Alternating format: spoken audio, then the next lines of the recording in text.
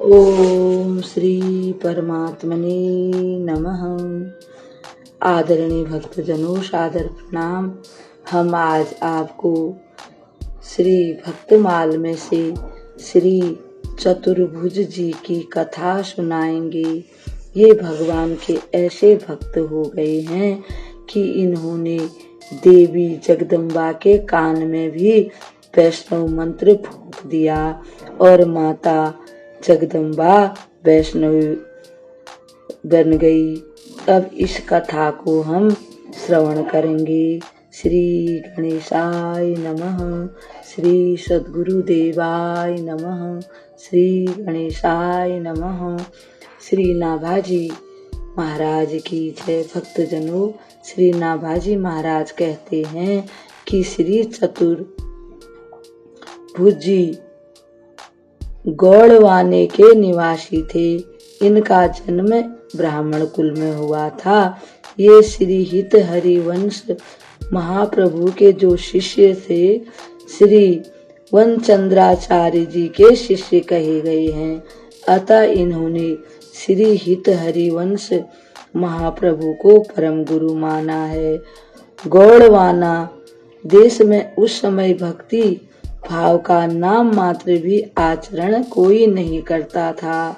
उस समय लोग खाने पीने में ही लगे रहते थे और भगवान की भक्ति करना कोई नहीं जानते थे। वहाँ के लोग ऐसे हिंसावादी थे कि मनुष्यों को मारकर काली देवी को भेंट चढ़ाते थे।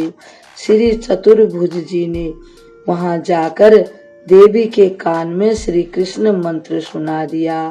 देवी ने वैष्णवी दीक्षा स्वीकार कर ली और गांव के लोगों को स्वप्न में आज्ञा दी कि तुम सब लोग शीघ्र ही श्री स्वामी चतुर्भुज दास जी के शिष्य बनकर भक्त भगवान की सेवा करो, उनके दास बनो, नहीं तो सबको मैं मार डालूंगी, सबका नाश कर दूंगी, सबका अनिष्ट हो जाएगा। यह सुनकर प्रातः काल होते ही गांव के सभी लोग इनके पास दौड़कर आए। इन्होंने कंठी तिलक देकर सबको दीक्षा दी, यानी सबको तुलसी की माला भेंट कर दी और सबको एक एक चंदन दे दिया कि इस चंदन को लगाओ और तुलसी की माला गले में धारण करो। श्री चतुर्भुज जी अनेक प्रकार के व्यंजन पकवान भगवान को भोग लगाते और बड़े प्यार से संतों को पवाते थे। सब प्रकार से उन्हें प्रसन्न करते थे। श्रीमद् भागवत की कथाओं का गान करते थे और लोगों में भक्ति भावना का प्रचार प्रसार करते थे। एक बार एक चोर किसी का धन लेकर भागा।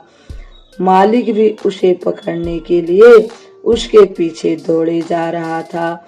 उसे कहीं छिपने का स्थान नहीं मिला। चोर को वह श्री चतुर्भुज जी की कथा के श्रोताओं में घुस गया और वहीं छिपकर बैठ गया। भीड़ में वह धनी उसे देख नहीं पाया।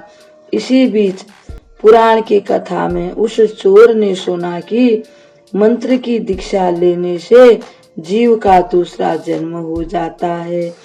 इस शिक्षा को सुनकर वह श्री चतुर्भुज जी का शिष्य हो गया।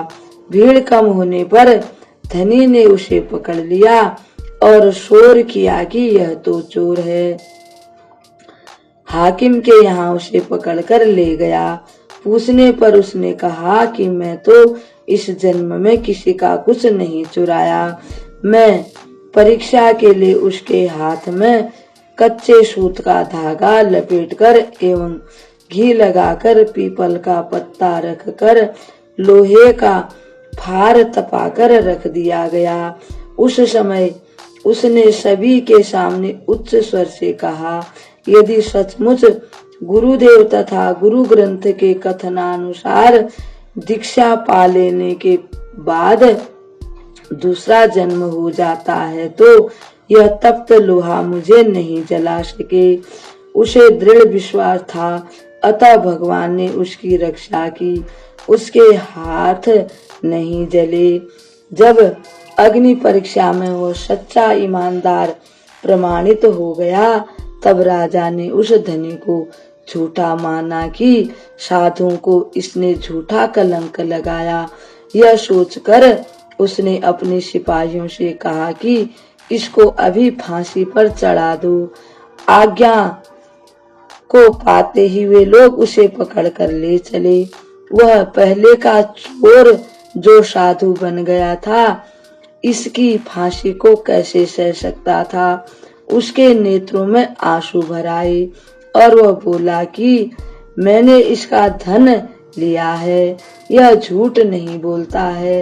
राजा ने कहा, संत जी, आप सच्चे प्रमाणित होकर पुनः अब झूठे को क्यों बन रहे हो, झूठ क्यों बोल रहे हो। उसने कहा, श्री स्वामी चतुर्भुज जी महाराज की महिमा अनंत है और उन्हीं की कृपा से मैं चोर होकर भी ईमानदार प्रमाणित हुआ। ऐसा कहकर उसने शिक्षा, दीक्षा एवं पुनर्जन्म की बात सुनाई। राजा ने सब प्रसंग सुनकर उस धनी को भी छोड़ दिया और श्री स्वामी जी के पास आकर उनसे उपदेश ग्रहण किया और उनका शिष्य बन गया। एक बार संतों की एक मंडली तीर्थ यात्रा के लिए जा रही थी। रास्ते में उन्हें एक चने का पका हुआ खेत मिल गया। संत लोग चने तोड़ तोड़ कर खाने लगे।